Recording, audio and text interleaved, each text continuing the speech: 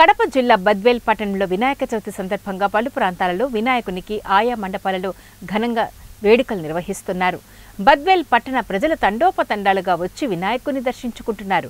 గురువారం తెలుగుదేశం పార్టీ బద్వేల్ నియోజకవర్గ యువనేత రితీష్ రెడ్డి 5వ రోజు వినాయక చవితి సందర్భంగా ముందుగా బీవీఆర్ కాంప్లెక్స్ ప్రాంగణంలో ఉన్నటువంటి వినాయక స్వామిని దర్శించుకున్నారు.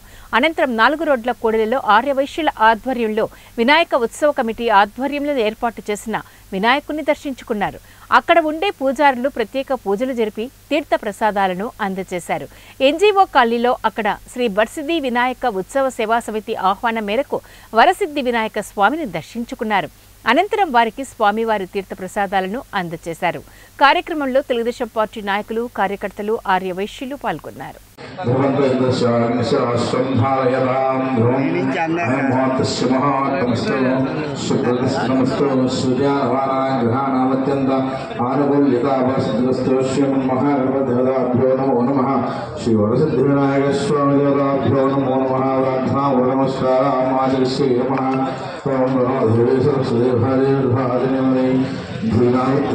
श्री महासरस्वती नमः शिवन्महाभ्यो नमो नमः प्रार्थना नमस्कार मातृश्री